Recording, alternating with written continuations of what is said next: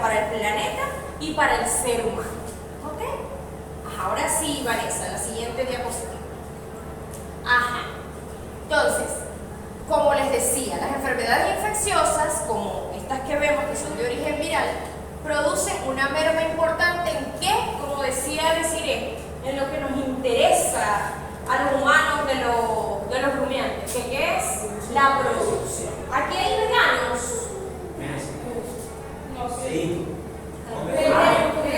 Vegetarianos.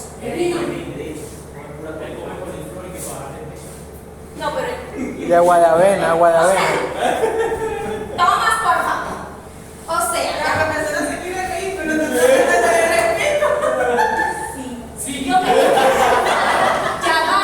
Es que yo soy de risa fácil. Entonces ya. No me lo pongan. ¿Ah? Es difícil. Edith no se pica. ¿Verdad que Edith que tú no te picas? Pero no, en serio, ya, pero es que es en serio, porque es que mis preguntas tienen una finalidad. ¿Hay vegetarianos aquí? Intento ver los pudentes. Es muy fuerte, es muy aburrido. No, sino que, o sea, yo sé que él me iba a desmayar porque no comía, o sea, no sé. Porque no estamos ingiriendo B12, obviamente. Es así.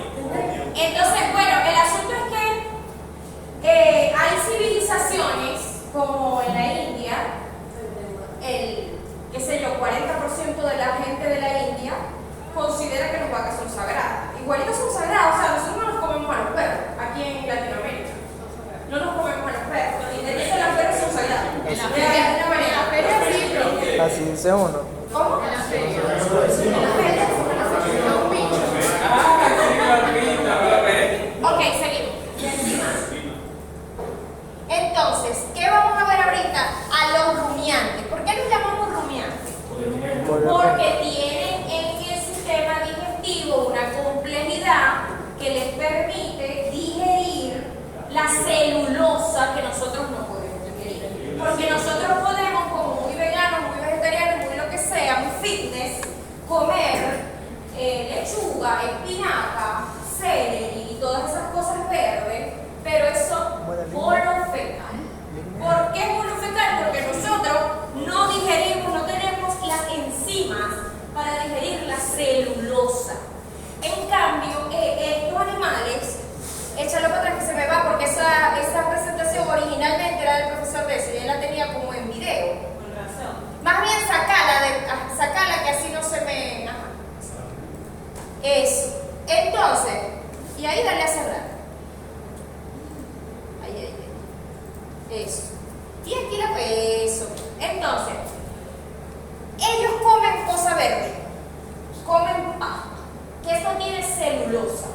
Y ellos son capaces, a través del rumen, es decir, de esa cantidad de enzimas y de todas esas fases gástricas, de digerir y convertir en glucosa, en nutriente, todo eso que está en los elementos fotosintéticos que los seres humanos no podemos. Nosotros que sí digerimos el almidón, que está donde, en las harinas, en la papa, en la yuca, en el arroz, eso todo eso es almidón. ¿Y eso en qué se convierte? Glucosa. Ajá. Entonces, ellos son taxonómicamente, ya ustedes lo deben saber de tantas materias de estas que han visto, pero ellos son cordados, son mamíferos, en cuanto al orden, Artiodíctila, Bovinae, género Bos, y estas son las subespecies principales. Sin embargo, van a ver en las enfermedades virales que no solo hablamos de las vacas, sino que hablamos de todos los tipos de bovinos que hay, ¿ok? Sabemos entonces en la bovinotecnia, en el manejo de grandes animales, que estos son los subespecialistas, se llaman guyatras, ¿ok? Que ustedes tienen, por cierto, unos profesores que son maravillosos guyatras. Ajá, siguiente. Ajá. Cuando pasemos a hablar propiamente de las enfermedades virales de estos animales, vamos a hablar, cuando entremos a lo que es la patogenia, vamos a hablar de sus síntomas, de sus signos y de las lesiones que presentan en las distintas partes de su cuerpo dependiendo del virus que los infecta. Ajá, seguimos. Ajá. ¿Qué temas o subtemas vamos a ver en este bloque, en este segundo bloque, que es el primer bloque de animales como tal? Vamos a ver enfermedades virales del sistema cutáneo mucoso, enfermedades virales del sistema digestivo, enfermedades virales del vascular hematopoyético, del sistema nervioso, del respiratorio y del reproductivo. Es de cualquiera de estos que vamos a escoger al momento de la evaluación de la actividad práctica que vamos a hacer, es la que más me interesa, porque ahí es donde yo voy a evaluar sus habilidades. La teórica la voy a hacer por completo, por lo que les expliqué que hice la de hoy, ¿verdad? Porque me corresponde legalmente hacerla. Y los voy a instar a que estudien y que ya más o menos conocen mi método, entonces van a estudiar lo de hoy. Pero la que viene, la que sigue, la que es de todo esto, vamos a escoger, ese día les va a tocar al azar alguno de los sistemas y alguno de los virus que afectan estos sistemas. Ajá, seguimos. Comenzamos con las mucocutáneas. De las mucocutáneas hubo un grupo ya hoy que hizo una exposición, así que esto le vamos a dar rapidito. Es la fiebre aftosa. Seguimos. Ajá. Ya vimos la clasificación según la taxonomía clásica y la ICTB, creo que inclusive hubo un grupo que me la presentó. Es el agente etiológico, es el virus de la fiebre aftosa, es un aftovirus. Ajá, seguimos. Es un ARN doble, es un ARN doble icosaédrico y es un virus desnudo. Seguimos. Aquí está más o menos su ciclo de replicación viral. La división tiene una translocación, que es la transformación del ARN en ADN y luego en ARN nuevamente. Su replicación ocurre dentro del citoplasma de la célula hospedadora y su ensamblaje también utilizando los organelos de la célula hospedadora, eso ya lo hemos visto. Y la liberación es citolítica. Como es un virus desnudo, lisa, es decir, rompe la célula del hospedador para poder salirse y seguirse diseminando. Ajá, seguimos con esto. En cuanto a la epidemiología de la fiebre aftosa, tenemos que es de distribución mundial. Tiene muy alta morbilidad, es decir, clínicamente que sea visible cuando ocurre en un rebaño, le pasa a muchos animalitos. Y la mortalidad es muy baja. Tiene que ser cuando se complica con endocarditis o cuando afecta a animalitos que son todavía inmunológicamente flojitos, débiles, como el caso de los becerros, ¿ok? Ajá. De resto, normalmente se cura, se autolimita. Seguimos. Estos son los serotipos, ¿ya? Los serotipos de fiebre aftosa y de acuerdo al serotipo, o sea, a ustedes les puede parecer esto como, eso es cultura general. Esto puede ser clave en el examen o clave en la actividad de diagnóstico. Porque si yo les digo que la vaca presenta esta lesión y la vaca es reácida, ¿ya? O sea, yo les voy a pedir incluso que me den el agente etiológico con su serotipo. Y van a tener acceso a las presentaciones. O sea, que tienen que aprovechar, ¿ok? De deducir bien y de darle buen uso. Yo esto se los voy a pasar en PDF. Ajá, seguimos. En cuanto al hospedador, ya les dije, es más grave en becerro. En cuanto a sexo, no tiene preferencia si es hembra o macho. En raza tampoco hay una preferencia y no hay condiciones especiales para padecerla. Ajá, la siguiente. Alta virulencia, poca carga viral inicial. Es decir, ¿qué quiere decir?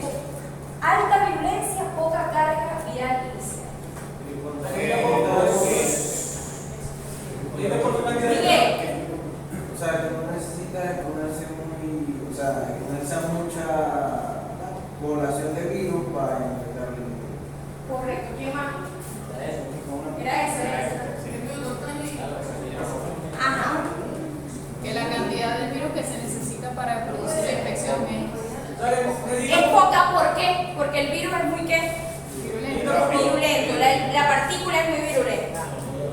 sea que ataca pero full.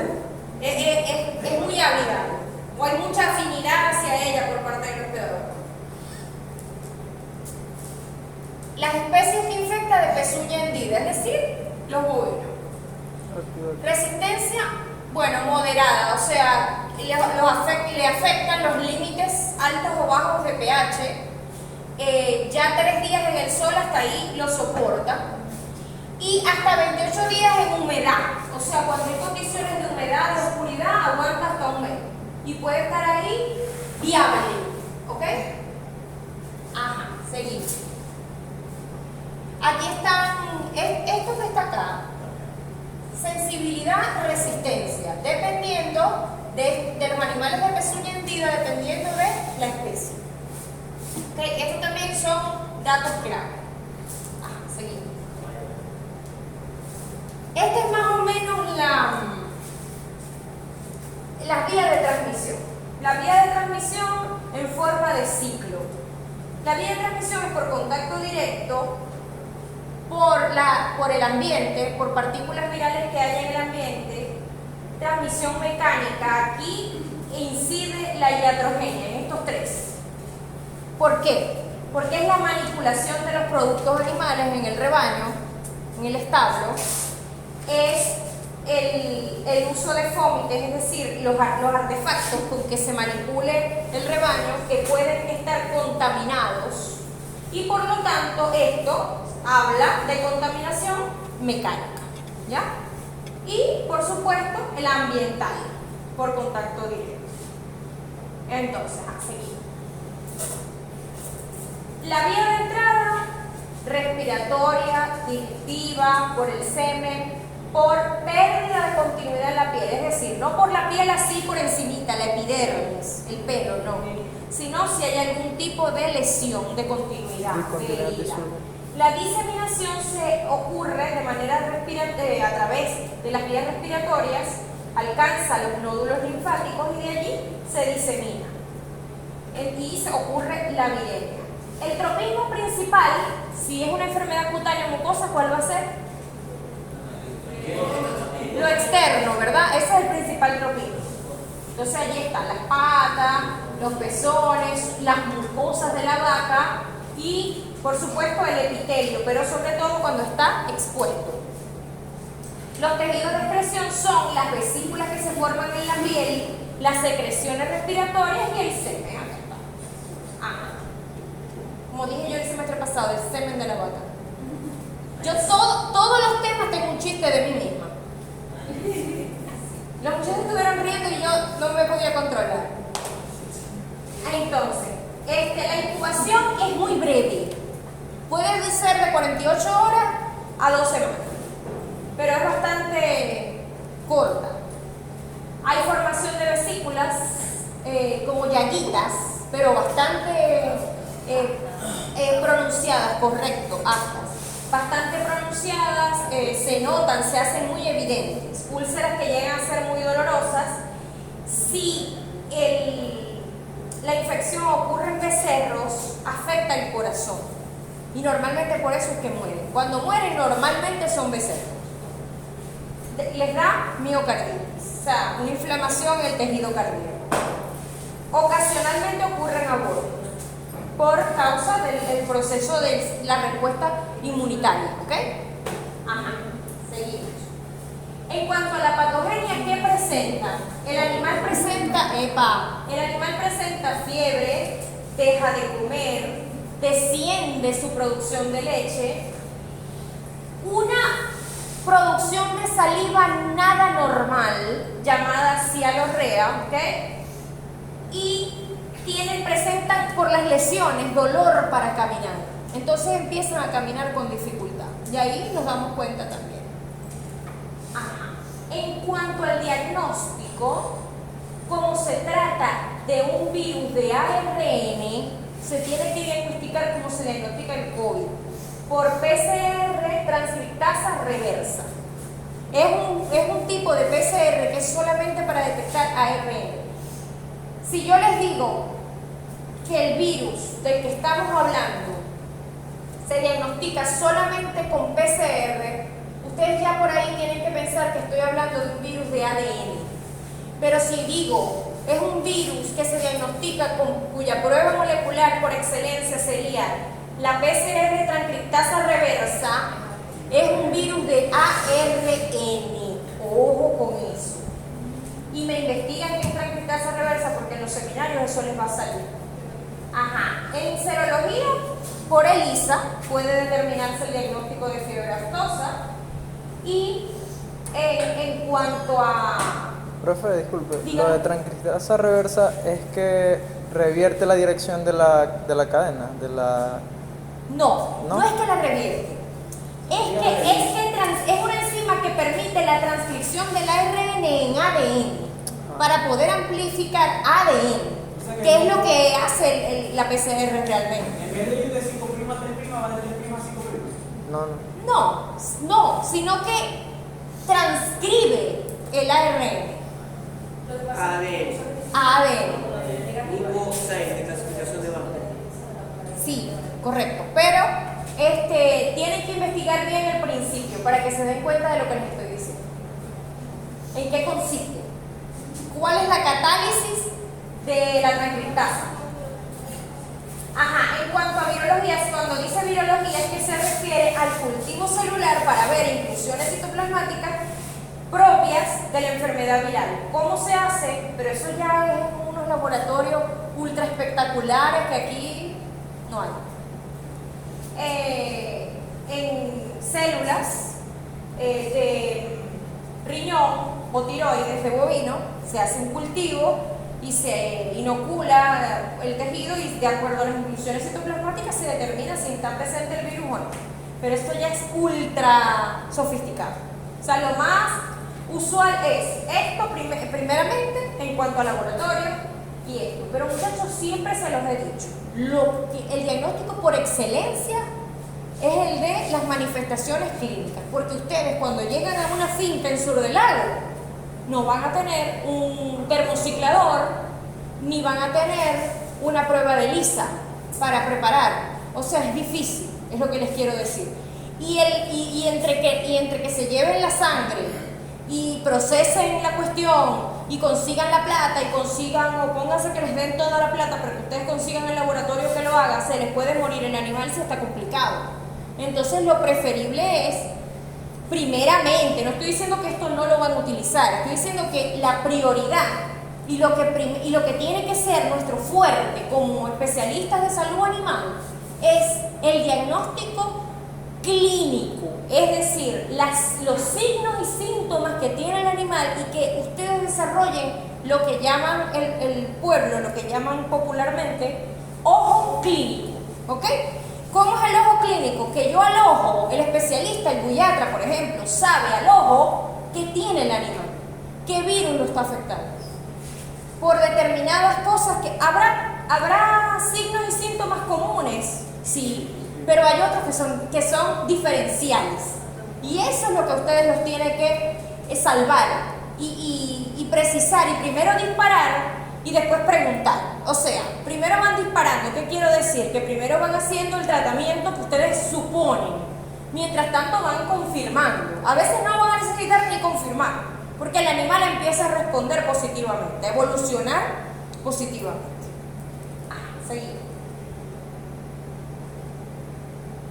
En cuanto al control, normalmente se ha utilizado cuando afecta a gran cantidad de rebaño y baja muchísimo la producción y todavía queda mucho rebaño que aparentemente está bien, se utiliza el rifle sanitario, es decir, se sacrifican a los que están enfermos. ¿Por qué? Porque si hay vacas que están preñadas o que son vacas lecheras, eso les va a bajar terriblemente la producción a una finca ganadera, ¿ya?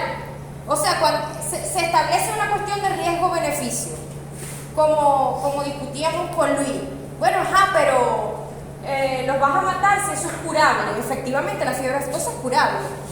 Pero cuando afecta becerro, me genera aborto en las vacas, me genera baja producción de leche y veo que solo están enfermas 3, 4 y se me puede enfermar, no sé, 500, preferiblemente sacrifico esas 3 o 4, ¿ok? Porque además, como decía otro de ustedes, no sé cuál, que no son animales afectivos, son animales de producción. Entonces, lamentablemente, los seres humanos actuamos así, pero ese sería el protocolo y este es el protocolo sanitario. Pero principalmente lo que se hace, y de hecho lo que se ha hecho en Venezuela, que se ha erradicado la fiebre aftosa, es la vacuna. Y bueno, en otros casos se puede hacer aislamiento y por supuesto siempre la desinfección. Ajá. La carne infectada con fiebre aftosa se puede utilizar para consumo humano o No, se porque no. eso creo que es una zoonosis. Eso no. Creo que sí. ¿No? No, eso no. Afecta solamente a las especies que les mencioné hace rato, a las de pezuña hendida. Y además, cuando yo agarro nosotros lo que nos comemos usualmente, aparte de la gente que come vísceras, lo que nos comemos usualmente del ganado es el músculo. Y esta es una enfermedad cutáneo-mucosa. ¿Ya? O sea, si estamos agarrando músculo de la vaca sacrificada y eso va a pasar por candela, a mí me parece que ahí no va a haber ninguna zoonosis. No es que lo leí, es un criterio mío, es una deducción mía, ¿ok? Pero lo pueden investigar hasta luego, hija. Y me pueden decir después, profe, investigué y lo que usted dijo no es así, por esto, mire, esto es la revista, este es el autor, y eso es buenísimo, a mí me gusta eso, ¿ok?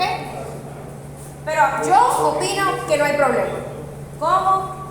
Si se ponen a conversar, hagamos eso. No, que estamos aquí trabajando con eso. No, profe, yo me confundí fue con la brucelosis, que creo que esa sí es. La brucelosis, sí, pero es que la brucelosis es bacteriana. Sí, me confundí. Ya eso es diferente, porque incluso la bacteria produce unas toxinas que son termoresistentes.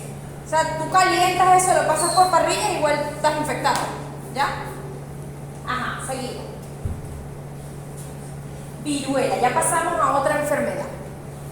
La viruela bovina. Seguimos. Este virus es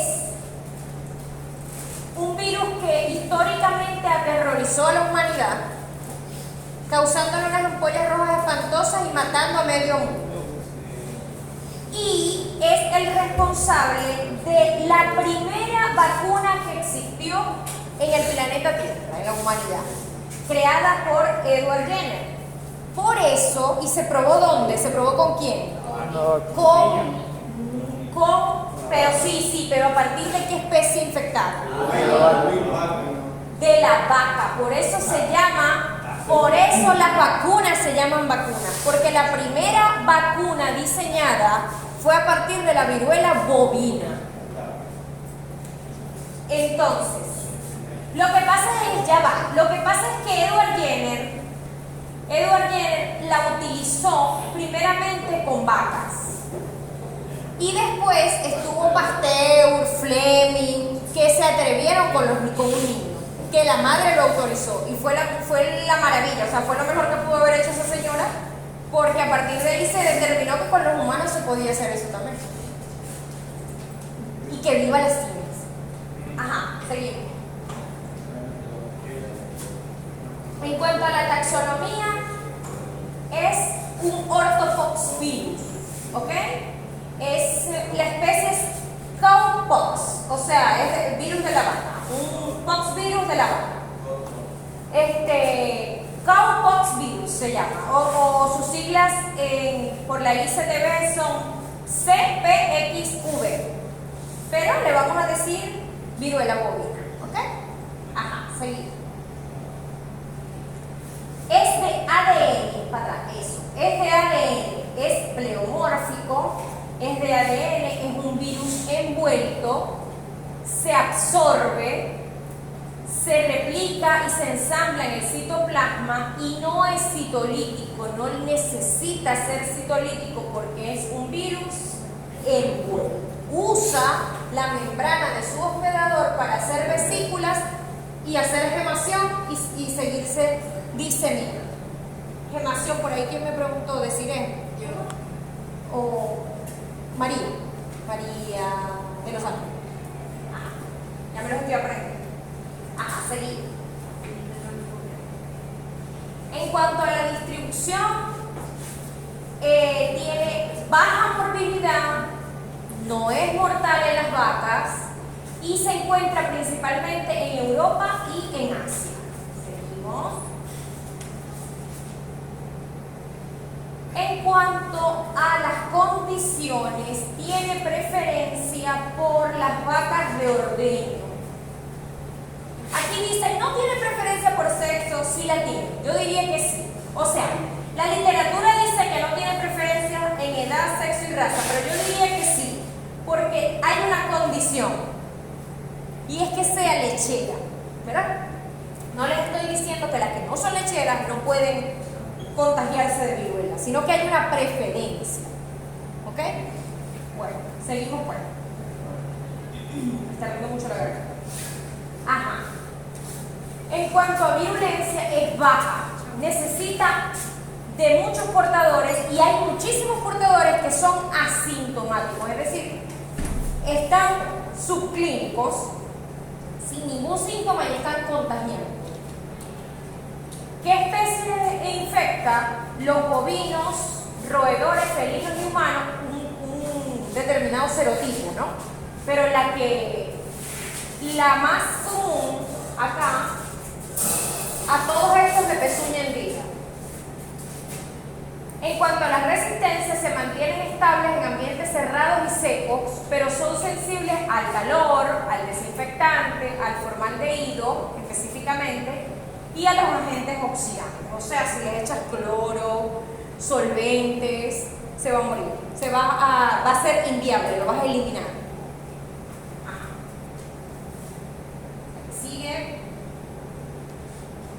En cuanto a la transmisión, al igual que la aftosa, más o menos es lo mismo. Por transmisión mecánica, por contacto directo, por aerosoles, por uso de fómites y también tiene cierta transmisión por vectores, específicamente a través de las moscas. ¿Entiendes? Moscas. En cuanto a la patogenia, la vía de entrada puede ser por lesiones de la piel y por vía respiratoria. El tropismo, ya sabemos cuál es, ¿verdad? El epitelio estratificado y los queratinocitos, es decir, todo lo que sea pezuña, borde de la pezuña, borde de la oreja, partes de la piel que estén roticas, que estén un poquito lesionadas, mínimamente lesionadas, que estén estratificadas de algún modo, y ahí por allí entra. Diseminación y epidemia a través de las pústulas que se forman. Ya las pústulas o sea, es como el tejido de excreción. Con las pústulas, ellas diseminan hacia otras vacas la enfermedad. Ajá, seguimos.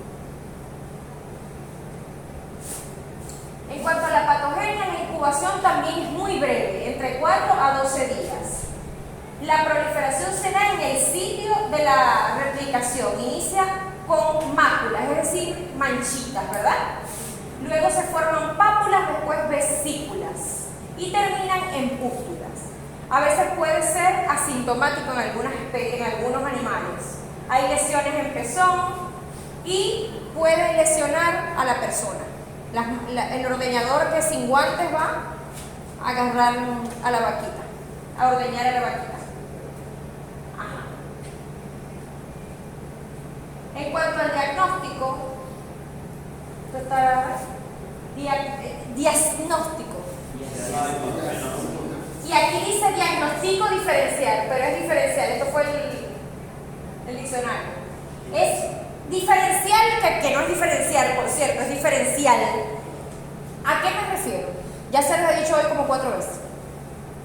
Con los signos que se pueden ver y la actitud de la vaca,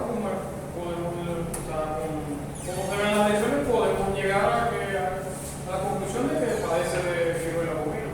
O sea, comparar las diferencias entre varios tipos de virus y saber que este se presenta con estas características y el que es. Exacto. O sea, de varios tipos de lesiones, como lo acaba de decir Cristian. Número 9, ok, ya ahorita te hablo. Ajá. Cultivo celular, que ya les expliqué que es bastante complejo, que necesita de una infraestructura complicada. Y PCR, que aquí sí es PCR normalito, porque es un virus de ADN. ¿Ok?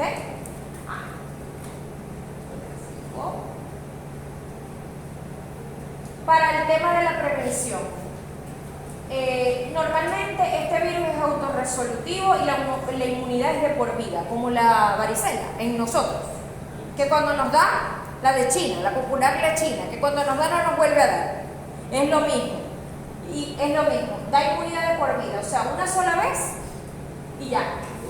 Cuando ocurre en vacas lecheras, para que no se nos expanda la situación y se vaya a complicar, a haber una sobreinfección, porque el problema de la viruela, ustedes dirán, ah, profe, pero eso no, o sea, normalmente es asintomática, cuando da síntomas simplemente son pústulas, se cura sola, pero ya va, pústulas, y se produce pus. Quiere decir que se forman, por las lesiones, se forman gránulos, cúmulos de bacterias gram positivas. Quiere decir que puede haber una sobreinfección. Y si el animal se complica y, por ejemplo, está hacinado en un establo sucio. Sí, pero ¿qué más le pasa? Se sobreinfecta. ¿A qué llamamos sobreinfección? Cuando el animal tiene una infección viral y se complica con una infección bacteriana. Recuerden el caso humano del COVID. Recuerden el caso humano del COVID, cuando en el COVID a la gente la metían en UCI, si entraba por un virus, ¿por qué le ponían meropenem, levofloxacina, morfloxacina?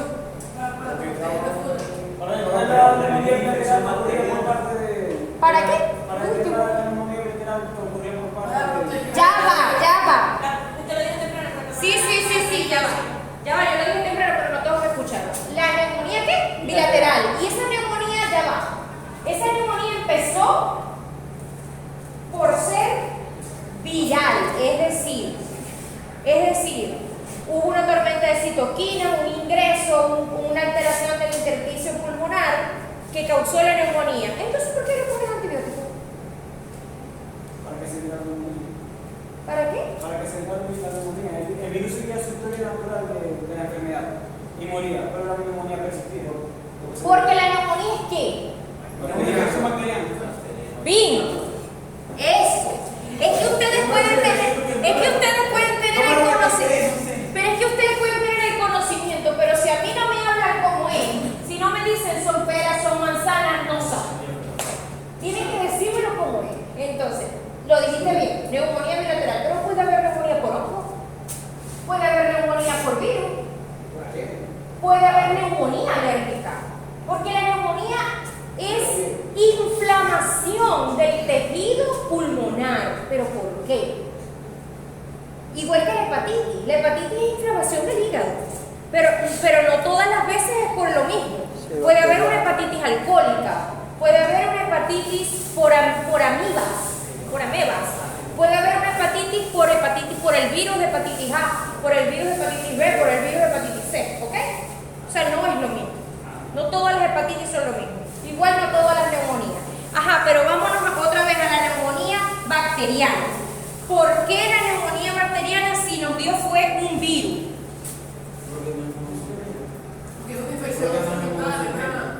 Infección secundaria, correcto. 15, ok. Tengo que 9, 15, Se hacían antibioterapia para permitir que los otros órganos no se comprometieran con otra infección. No.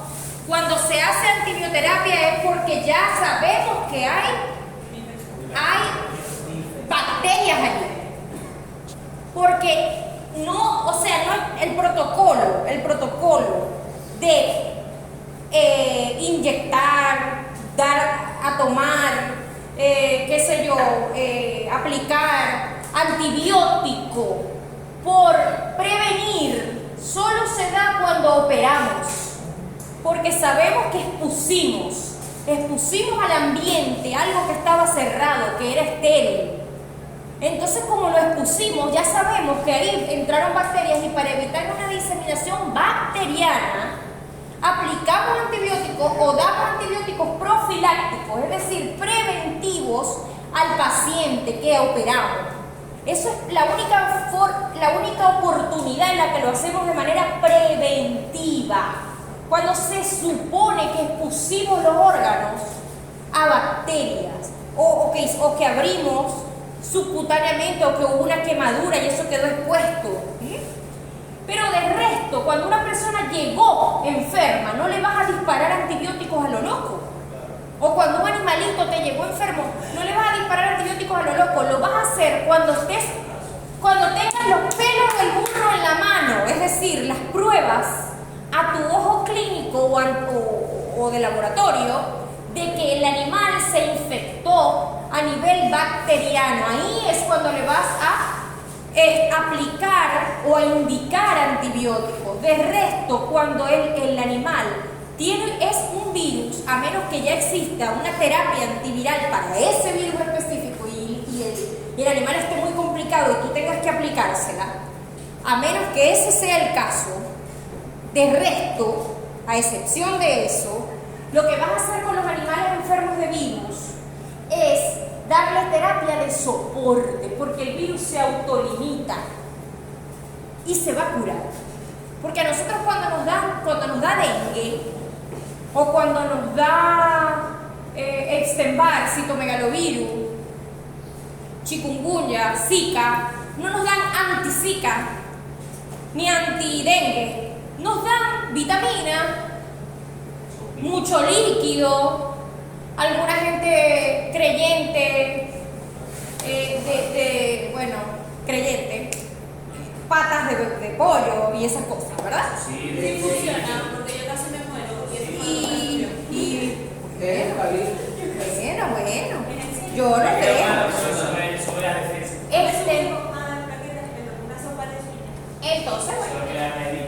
Entonces, en cuanto a la prevención, repito, la vacuna, la inmunidad que se da de por vida ya sabemos, la biocontención en el ordeño, porque si hay un pocotote de vacas lecheras y se me infectan todas y yo dejo que todas se me infecten porque eso se cura rápido y no importa, y me pasa lo que les estoy diciendo de la sobreinfección bacteriana, puede pasar que haya una tragedia económica con el tema del ordeño, ¿ok? Higiene en las manos de los ordeñadores, eso siempre tiene que ser. Que se las laven con yodo, sobre todo si ya saben que hay animalitos infectados. Con solución jabonosa yodada, ¿ok? Ajá, seguimos. Ya terminó. ¿Terminó? Bueno, ya. Calma, sí, lo vamos a dejar hasta aquí. Pero calma. Entonces, de las mucocutáneas es que vamos a hacer la prueba.